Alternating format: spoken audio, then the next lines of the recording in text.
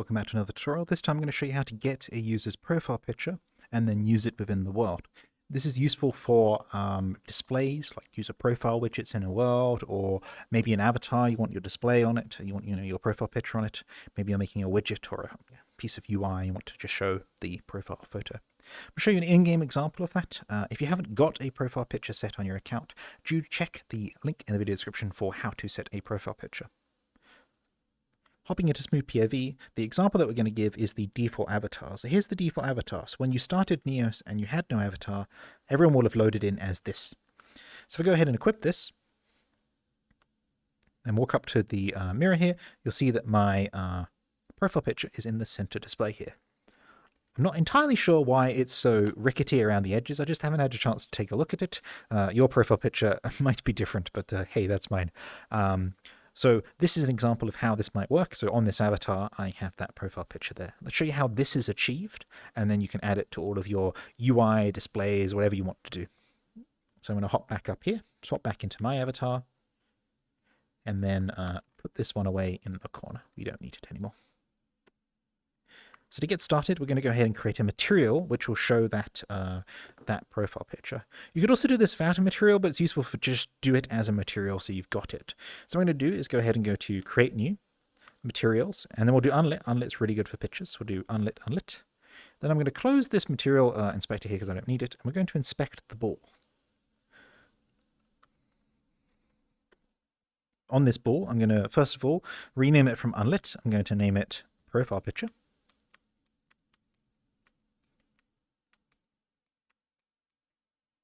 Always name your slots, it makes things easier in the future. Then we're going to add a couple of components to this material ball. We're going to go to Attach Component, we're going to go to Cloud, and then we're going to go to Indicators, and then we're going to go to CloudUserInfo. CloudUserInfo is a component which will return user information when a user ID is input into the user ID field. So if I go ahead and type my user ID into the user ID field,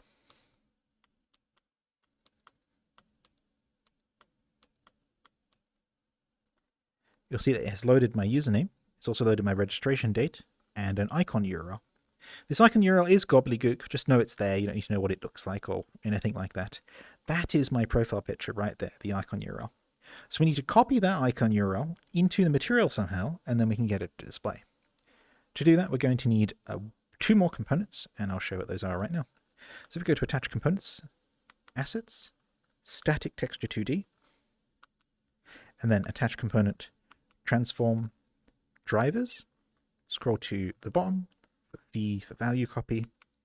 Now value copy doesn't have this in the predefined list here, so we need to type it at the top here. So in this type box up here, we're going to enter URI, that's capital U, lowercase r, lowercase I, and then you'll see it appear here, just underneath that text box. Click on that twice, and then you'll see it appears here, value copy URI. And then what we need to do is to set the target of this value copy. There is a tutorial on value copies linked in the video description as well, just in case you're unsure what's going on here. We're going to grab the URL, and we're going to put that into the target. Then we're going to scroll to the CloudUserInfo and grab IconURL and put that into the source. Now you'll see that this static texture 2D has become my profile picture. And if I grab this here, you'll see it in my hand. There's my profile picture. If I grab this static texture 2D, I can then go ahead and drop it into the material up here. And now this is my lovely profile picture as a material ball.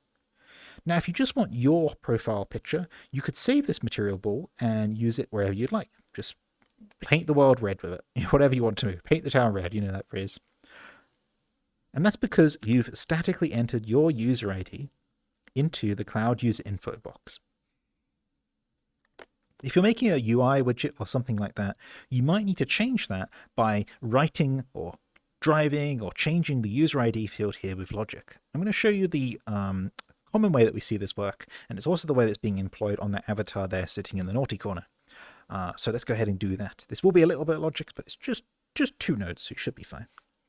So with a LogiX tooltip equipped, go to the node browser, and then go to slots, and then get active user self. And then next to that, put user's user ID. And what this does is it gets the user ID of anyone that this node is parented to. So if I was holding this node, you'll see it getting my user ID.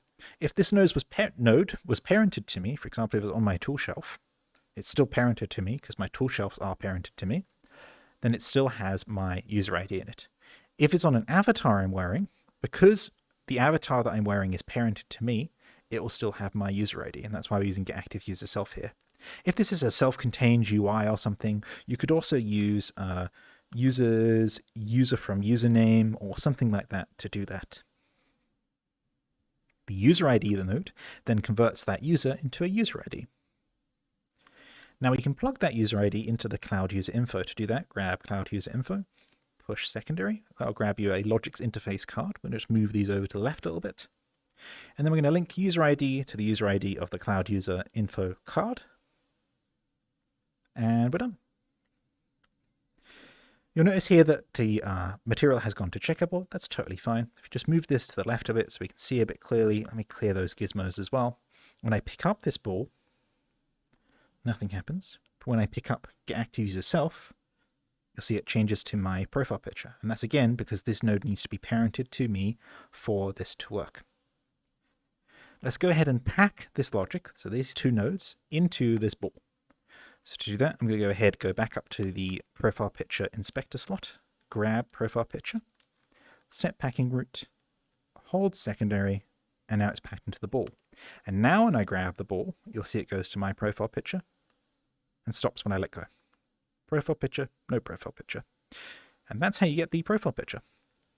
You can go ahead and put this on any object. For example, if I went to go ahead and go to create new 3D model box, I've got a regular box here. And then if I grab a material tooltip,